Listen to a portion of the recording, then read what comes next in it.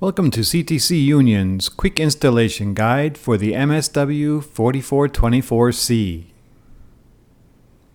In this video, we will just do a very quick overview of the GUI, the web-based management of this switch.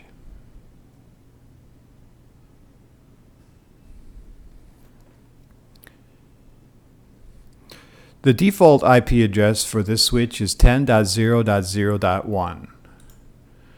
In our case, we already have an IP address set in our lab, so this is the IP we're going to use to access the switch.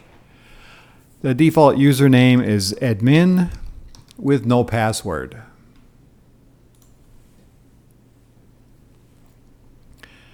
The msw4424 is total 29 ports.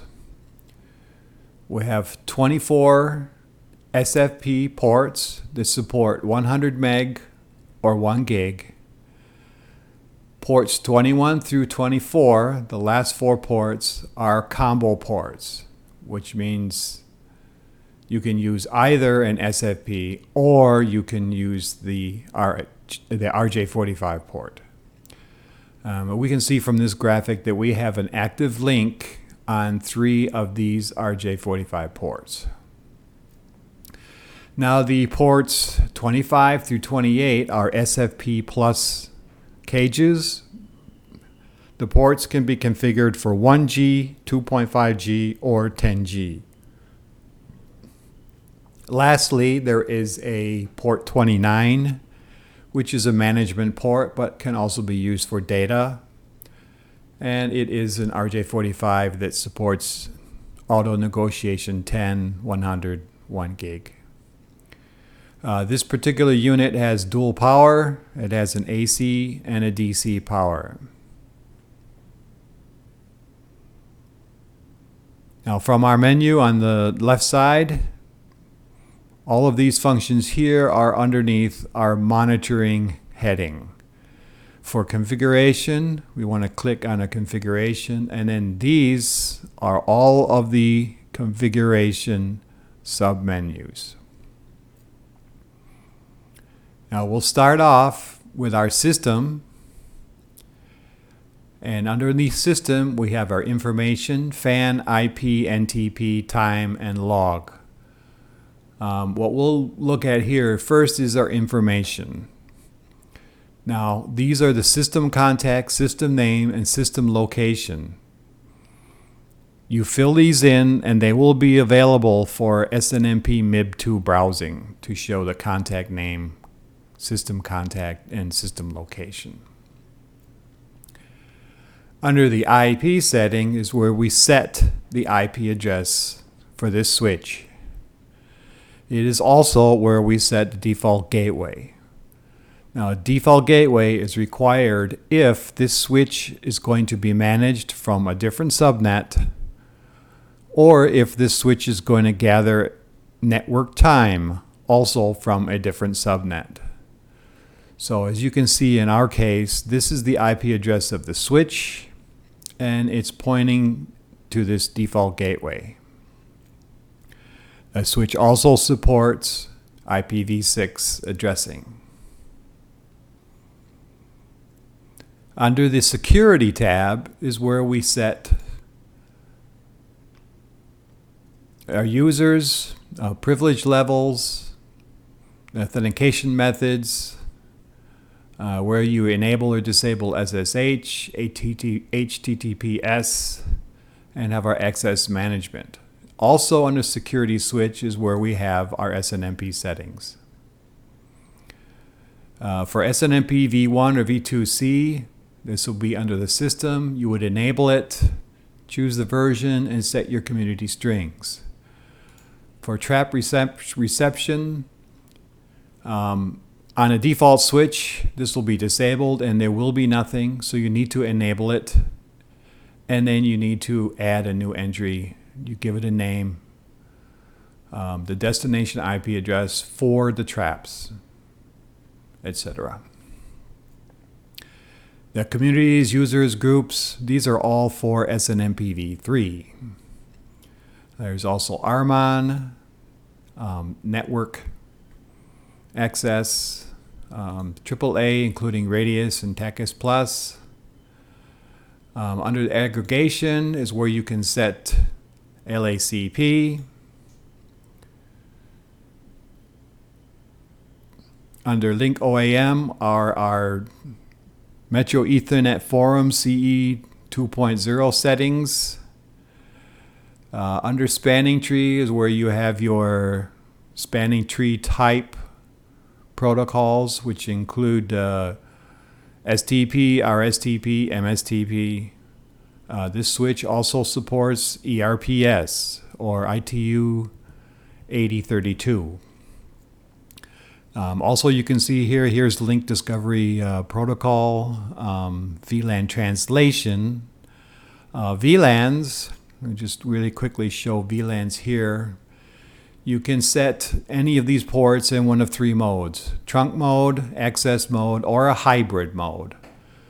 Now, access and trunk modes will give you default filtering and egressing, and a hybrid will give you total control on how you want to tag or untag for incoming ingress or exiting egress from each port.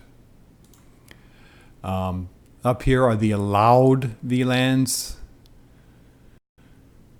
There's also the ether type for S ports, or it's Q and Q. The default is 88A8.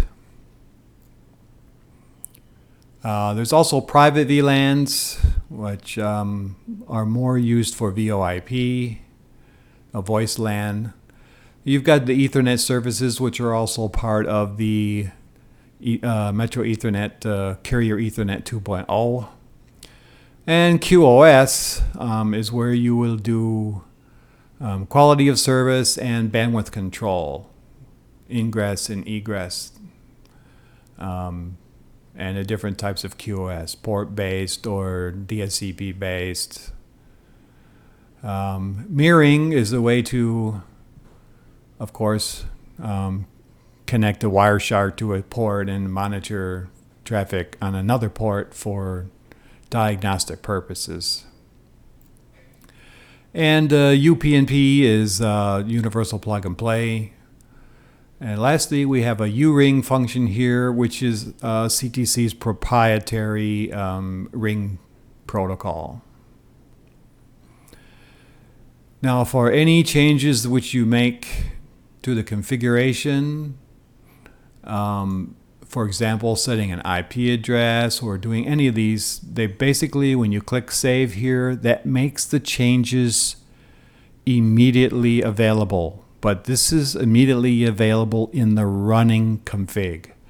So this is a very important concept right here. This switch has a running config, and when you want to finalize so that on a reboot that config will be used, you'll need to save it. And there's two ways to do that. You save the running config to the startup config, either by clicking this floppy icon up in the upper right corner, or you can go down to the maintenance menu under configuration and save the startup config. There's some other diagnostic tools here. Diagnostic tools include ping, also OAM link, and IPv6 ping.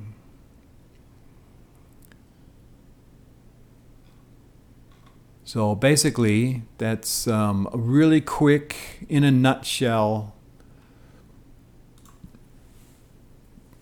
this switch.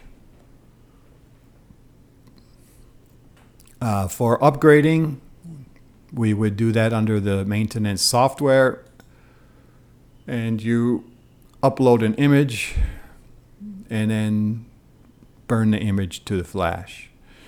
This has two partitions, so the image select allows you to select the previous firmware version image and boot from that.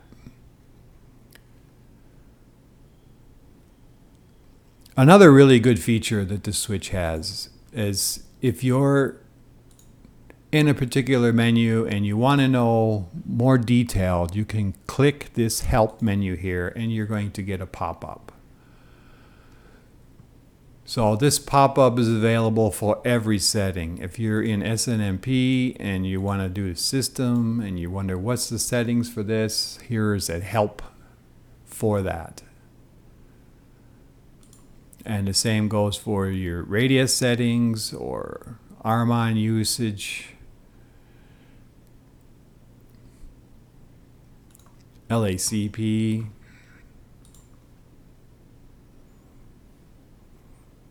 So basically, once you get logged into the switch and with this help, you can pretty much get away without looking at the user manual. Although if you want to use the CLI through either a console port that's locally on the chassis, or if you want to do it through a SSH terminal session, the CLI commands are well documented in the user manual. So I hope this very short video tutorial has been of help and that you enjoy using the product for many, many years. Thank you.